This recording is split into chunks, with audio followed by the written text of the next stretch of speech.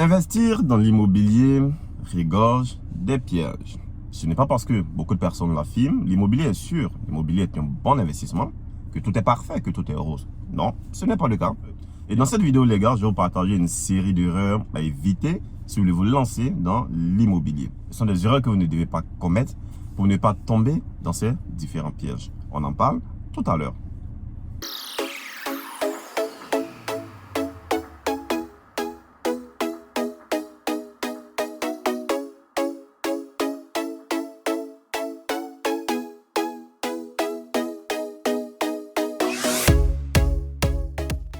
Bienvenue à toi, si tu me découvres pour la première fois, je suis Noël Kwasi, je suis entrepreneur, je suis aussi investisseur. Sur cette chaîne, on parle de business, de développement, d'investissement et d'opportunités d'affaires.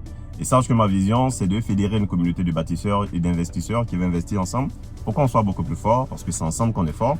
C'est lorsqu'on se met ensemble qu'on est beaucoup plus puissant et on va beaucoup plus loin. Donc si ce sont des thématiques qui te disent, si ce sont des choses qui te parlent, n'hésite pas, abonne-toi à notre chaîne. Active la cloche de notification et surtout, partage tout autour de toi. Alors les gars, dans cette vidéo, comme je l'ai dit, on va parler des erreurs à éviter si vous voulez vous lancer dans l'immobilier. Ce sont des choses que vous devez absolument éviter au risque de vous retrouver dans une forme de guet-apens. Alors, sans plus tarder, on va aller rapidement. La première erreur que vous devez absolument éviter lorsque vous voulez vous lancer dans l'immobilier, c'est de ne pas faire de recherche approfondie. Et ça, c'est une erreur à ne pas commettre. Je le répète à tout bout de champ sur cette chaîne, tout investissement est précédé de l'information et mieux même de la formation.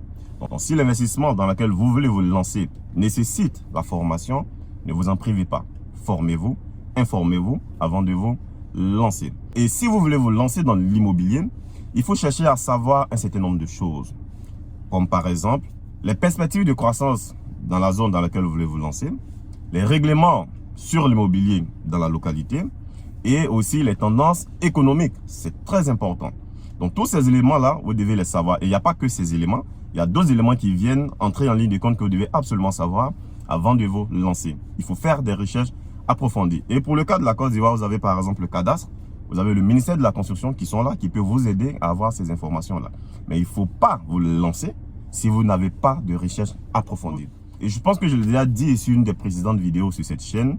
En ce qui concerne la Côte d'Ivoire, le développement économique, la croissance économique et la réglementation sur l'immobilier sont des facteurs très importants sur lesquels vous pouvez vous appuyer si vous voulez vous lancer dans l'immobilier. Et je l'ai déjà dit, la Côte d'Ivoire est un bon parti pour tous ceux qui veulent se lancer dans l'immobilier. Mais avant de le faire, il faut faire des recherches approfondies au risque de vous retrouver dans ces différents pièges.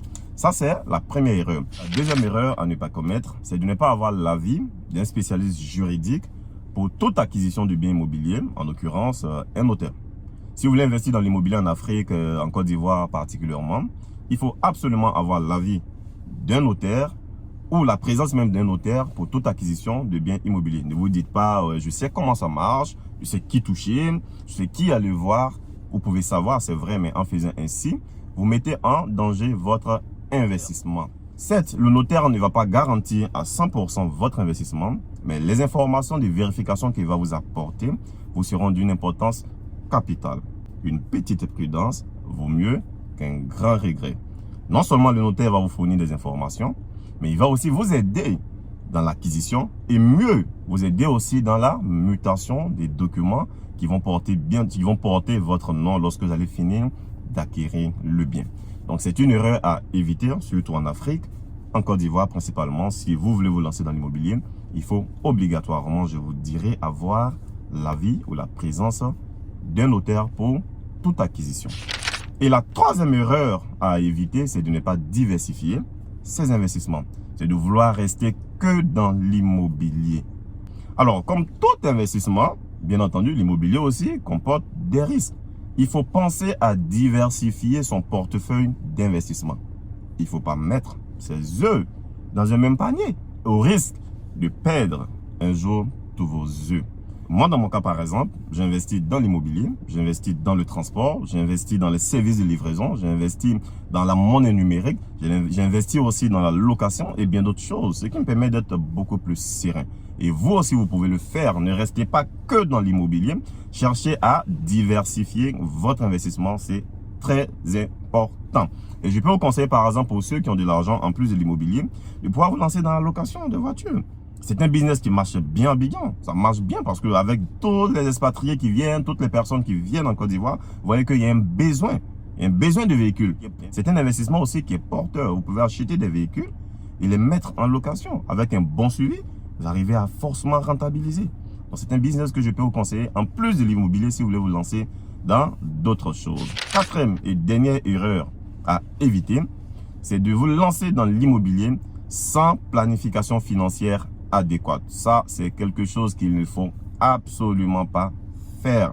Si vous voulez vous lancer dans l'immobilier, il faut d'abord préétablir un plan financier d'investissement qui va comporter par exemple les coûts d'acquisition, les frais de gestion, les taxes, les flux attendus pour tous ceux par exemple qui veulent se lancer dans la construction, location ou bien dans l'acquisition pour les locations. Et tout ceci ne suffit pas. Il faut regarder aussi le marché, tenir compte de l'offre et la demande et des prix sur le marché. Donc, vous allez voir que tous ces éléments vont vous aider à échafauder un bon plan d'investissement pour vous permettre d'investir en toute tranquillité dans l'immobilier. C'est très important d'avoir tous ces éléments-là. Alors les gars, voilà un peu une petite série d'erreurs que je voulais vous partager. Ce sont des choses que vous devez absolument savoir si vous voulez vous lancer dans l'immobilier. Vous risquez de vous retrouver dans ces différents pièges que comporte l'immobilier. On va se quitter sur cette note de Benjamin Franklin qui dit « Celui qui échoue dans sa planification en train de simplement planifier son échec. » Alors j'espère que tu as compris et j'espère que les éléments partagés vont t'aider à éviter les pièges que comporte l'immobilier afin d'investir en toute tranquillité. Alors les gars, j'espère que la vidéo vous sera utile et dites-moi en commentaire ce que vous pensez. Si vous avez aussi des erreurs que vous connaissez, n'hésitez pas à les mettre en commentaire. Je me ferai un plaisir de les lire et aussi partager ensemble de la communauté. Car ce que j'ai cité, ce ne sont pas toutes les erreurs, mais ce sont les plus pertinentes pour moi que j'ai essayé de mentionner pour vous aider pour tous ceux qui souhaitent se lancer dans l'immobilier. Merci encore une fois les gars et on se retrouve à très bientôt dans une prochaine vidéo. Ciao les gars.